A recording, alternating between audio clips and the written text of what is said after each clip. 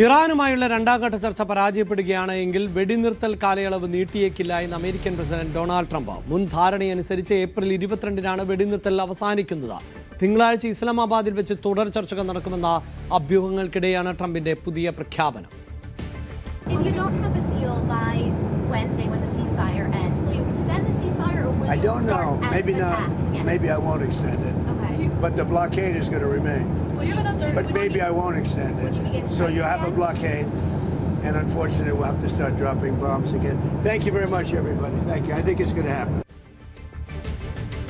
ഇതിനിടെ US Iranian കപ്പലുകൾക്ക് മേൽ പ്രഖ്യാപിച്ചിട്ടുള്ള ഉപരോധം പിൻവലിച്ചില്ലെങ്കിൽ ഹോർമൂസ് വീണ്ടും അടയ്ക്കുമെന്ന ഭീഷണിയുമായി Iran parliament speaker Mohammad Bagher Ghalibaf രംഗത്തെത്തിയിട്ടുണ്ട്. വെടിനിർത്തൽ കാലയളവിൽ ഹോർമൂസ് കടലിടുക്ക് തുറന്നിടും എന്ന പ്രഖ്യാപനത്തിന് തൊട്ടു പിന്നാലെയാണ് ഭീഷണി. അതേസമയം ഇറാനുമേലുള്ള ഉപരോധം നീളുമെന്ന ട്രംപിന്റെ നിലപാടും വലിയ തോതിൽ ചർച്ച ചെയ്യപ്പെടുകയാണ്. But the naval blockade, with the greatest navy in the world, from the greatest military the world has ever seen, we built it. During my first term, we built it. They said I was crazy. We weren't so crazy, were we? Will remain in full force and effect as it pertains to Iran until such time as our transaction with Iran is 100% complete and fully signed. ഇറാനിൽ നിന്ന് uranium ശേഖരിക്കുമെന്നും Trump ആവർത്തിച്ചു. എന്നാൽ അത് അനുവദിച്ചു കൊടുക്കില്ല എന്നാണ് Iranian വിദേശകാര്യ വക്താവ് ഇസ്മായിൽ ബഗൈ ടെലിവിഷൻ അഭിമുഖത്തിൽ അറിയിച്ചത്. റഷ്യൻ എണ്ണയ്ക്ക് മേലുണ്ടായിരുന്ന ഉപരോധം US ട്രഷറി ഡിപ്പാർട്ട്മെന്റ് ഒരു മാസം കൂടി നീട്ടിയിട്ടുണ്ട്. در رابطه با هیچ یک از بخش‌های مذاکراتی یا موضوعات مذاکراتی به نظر من وجود نداره. مواضع ما خیلی روشن بیان شد، نه فقط توسط وزارت خارجه بلکه در دیدارهایی که വാർത്തയുടെ വിശദാംശങ്ങളുമായി ഇന്റർനാഷണൽ ഡെസ്കിൽ നിന്ന് അജയ് സുധ ബിജു ആണ് ചേരുന്നത്. അജയ്, ഈ വാക്പോര് തുടരുന്ന സാഹചര്യം ഉണ്ടാകുന്നു. അതേസമയം ചർച്ചകൾ പരാജയപ്പെട്ടാൽ വെടിനിർത്തൽ ധാരണയിൽ നിന്ന് പിൻവാങ്ങുമെന്ന് അമേരിക്ക പറയുകയും ചെയ്യുന്നു. ട്രംപ് നിലപാട് മാറ്റിക്കൊണ്ടേയിരിക്കുന്നു. ഇറാൻ ആകട്ടെ വിട്ടുവീഴ്ചയ്ക്ക് തയ്യാറല്ല എന്ന് അറിയിക്കുകയും ചെയ്യുന്നു. എന്താണ് ഇപ്പോഴത്തെ ഒരു സാഹചര്യം അജയ്?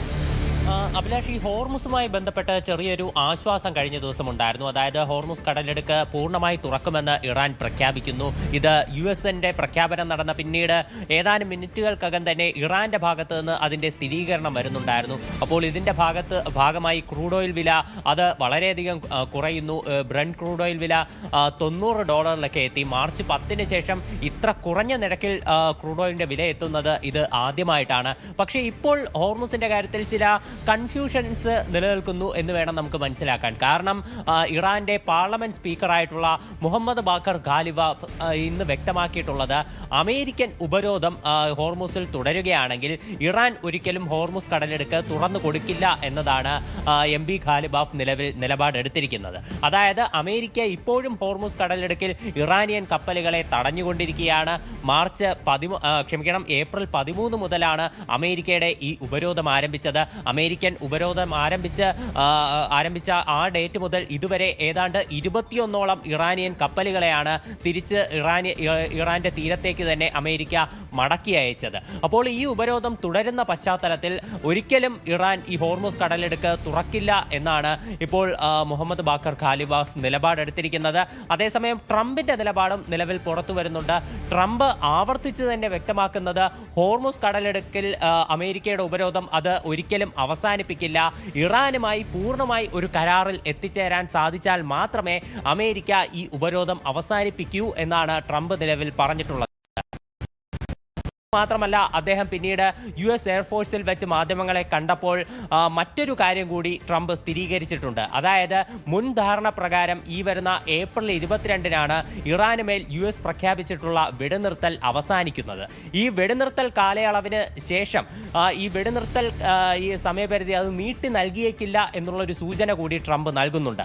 അതായത് ഇറാനുമായി ചർച്ചയിൽ ഒരു ധാരണയായില്ലെങ്കിൽ ഈ വെടിനിർത്തൽ കാലയളവ് താൻ നീട്ടി നൽകാൻ സാധ്യതയില്ല ഇല്ല എന്നാണ് ട്രംപ് പറയുന്നത്. അതിനുശേഷം ഇറാന് മേൽ ആക്രമണം ഉണ്ടാകുമെന്നും അദ്ദേഹം മാധ്യമങ്ങളോട് വിശദീകരിക്കുന്നുണ്ട്. എന്തായാലും ആ കാര്യം തീർത്തും ഒരു ആശങ്കയോടെ തന്നെയാണ് ലോകം നോക്കിക്കാണുന്നത്. ഈ വരുന്ന തിങ്കളാഴ്ച പാകിസ്ഥാനിലെ ഇസ്ലാമാബാദിൽ വെച്ച് അമേരിക്കയ്ക്കും അതുപോലെ ഇറാനുമിടയിലെ ചർച്ചകൾ നടക്കും എന്നുള്ള തരത്തിലെ അഭ്യൂഹങ്ങൾ നിലനിൽക്കുന്നുണ്ട്. US-ന്റെയും ഇറാന്റെയും പ്രതിനിധികൾ ഈ വീക്കെൻഡോടുകൂടി, അതായത് ഇന്നല്ലെങ്കിൽ നാളെയോടുകൂടി പാകിസ്ഥാനിലെത്തുമെന്നും വിവരം ലഭിച്ചിട്ടുണ്ട്. എന്നാൽ US-ന്റെ ഭാഗത്തു നിന്ന് ഇതിൽ സ്ഥിരീകരണമൊന്നും നിലവിൽ ഉണ്ടായിട്ടില്ല. എന്തായാലും തിങ്കളാഴ്ച തന്നെ, അതായത് ഈ ഡേറ്റ്, അതായത് അടുത്ത ബുധനാഴ്ചയാണ് ഈ വരുന്ന വെടിനിർത്തലിന്റെ സമയപരിധി അവസാനിക്കുന്നത്. അതിനു മുൻപേ തിങ്കളാഴ്ച 20-ാം തീയതി തന്നെ ഒരു ചർച്ച നടത്തി ഒരു കരാറിലേക്ക് എത്തിച്ചേരാനാണ് ഇരു രാജ്യങ്ങളും ശ്രമിക്കുന്നത്. അതുപോലെ തന്നെ ഇറാനിലുള്ള സമ്പുഷ്ടീകരിച്ച യുറേനിയത്തിന്റെ വിഷയത്തിലും ഈ തർക്കങ്ങൾ നിലനിൽക്കുന്നുണ്ട്. അമേരിക്ക ആവർത്തിച്ച് വ്യക്തമാക്കുന്നത്, പ്രത്യേകിച്ച് ട്രംപ് തന്നെ ഇപ്പോൾ മാധ്യമങ്ങളെ കണ്ടപ്പോഴാണെങ്കിലും അദ്ദേഹം ഒരു സ്റ്റേജ് ഷോയിൽ പ്രതികരിച്ചപ്പോഴാണെങ്കിലും ഇറാനിലുള്ള യുറേനിയം അത് അമേരിക്ക കൊണ്ടുപോകും, അമേരിക്ക അത് ശേഖരിക്കും എന്നെല്ലാമാണ് ട്രംപ് വ്യക്തമാക്കിയിരുന്നത്. എന്നാൽ ഇറാന്റെ വിദേശകാര്യ വക്താവായിട്ടുള്ള ഇസ്മായിൽ ബഗേയി പറയുന്നത് ഇറാന്റെ യുറേനിയം അത് ഒരിക്കലും രാജ്യത്തിന് പുറത്തേക്ക് കൊണ്ടുപോകാൻ അനുവദിക്കില്ല എന്നാണ് അദ്ദേഹം വ്യക്തമാക്കിയിട്ടുള്ളത്.